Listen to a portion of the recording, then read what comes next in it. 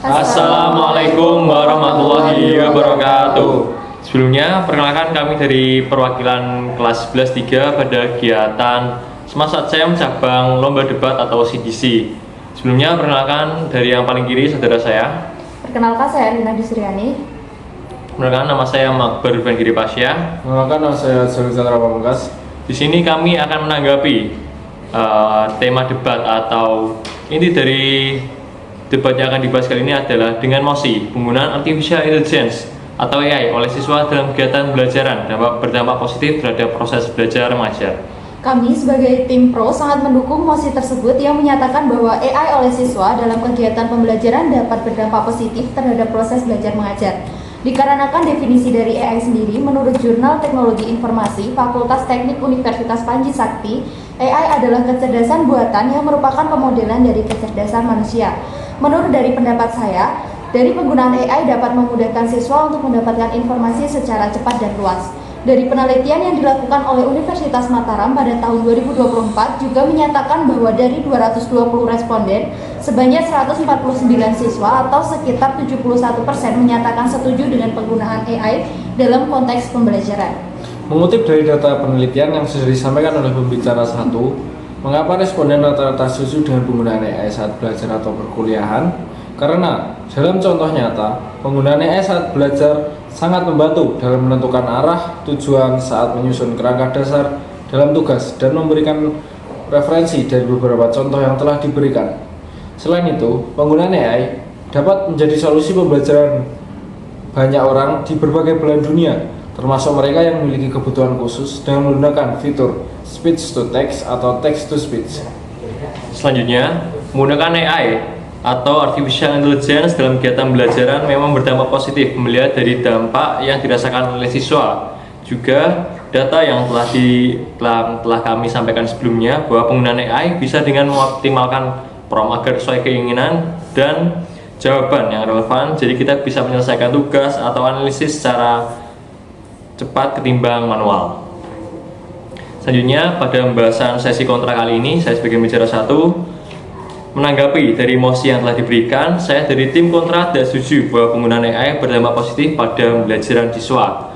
Justru melalui data penelitian yang telah kami peroleh dari Fakultas Ekonomi dan Bisnis Universitas Muhammadiyah Jakarta, mendapatkan temuan sekitar 40% mahasiswa menggunakan AI untuk tugas tanpa parafrase dan memicu atau berpotensi adanya plagiarisme dalam tugas itu nanti. Menambahkan tanggapan pada data penelitian yang telah disampaikan oleh pembicara 1, dari adanya AI memang membuat banyak orang merasa malas untuk berpikir kreatif sehingga mereka hanya mengandalkan kecerdasan dari AI yang belum tentu valid 100%.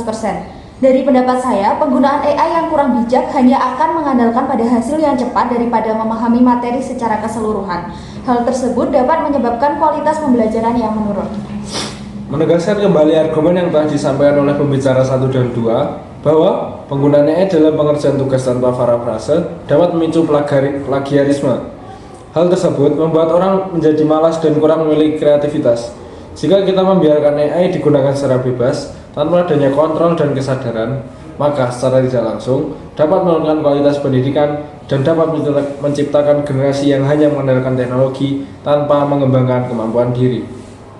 Selanjutnya, kami dari tim netral setuju dengan kedua belah pihak, baik pendapat dari tim pro maupun pendapat dari tim kontra. Saya setuju dengan pendapat tim pro yang menyatakan AI adalah kecerdasan buatan yang merupakan pemodelan dari kecerdasan manusia. Menurut dari pendapat saya, dari penggunaan AI dapat memudahkan siswa untuk mendapatkan informasi secara cepat dan luas. Tetapi, saya juga setuju pendapat dari tim kontra yang menyatakan ada juga dampak negatif dari hal tersebut. Mahasiswa menggunakan AI untuk tugas tanpa parafrase dan berpotensi memicu plagiarisme. Jadi, penggunaan AI ada baiknya harus dibarengi dengan kebijaksanaan dan komitmen serta tanggung jawab. Selanjutnya, menambahkan argumen tadi, memang ada benarnya bahwa penggunaan AI memang harus dibarengi dengan kebijaksanaan, komitmen serta tanggung jawab yang besar, dikarenakan kita sebagai seorang brainware atau konsumen dalam kegiatan penggunaan AI kali ini, kita harus lebih bisa mengoptimalkan teknologi yang ada, dikarenakan ini merupakan sebuah pemodelan dari kecerdasan manusia, kita tidak boleh ketergantungan pada penggunaan AI itu nantinya, dan tetap memfokuskan pada kemampuan diri dan juga pengembangan diri agar bisa tetap berpikir kritis dan juga bernalar luas. Bapak Ibu Dewan Juri yang saya hormati, menggarisbawahi beberapa argumen yang telah disampaikan pembicara 1 dan 2 bahwa AI memiliki dampak positif jika kita dapat mengaplikasikannya dengan benar dan dapat berdampak negatif jika kita hanya mengandalkan kecerdasan dari AI tanpa cek validasi data dan plagiarisme. Oleh karena itu, penting bagi kita untuk dapat menggunakan AI secara bijak. Penggunaan AI secara bijak dapat menentukan bagaimana AI berperan dalam kehidupan kita tanpa mengurangi kreativitas.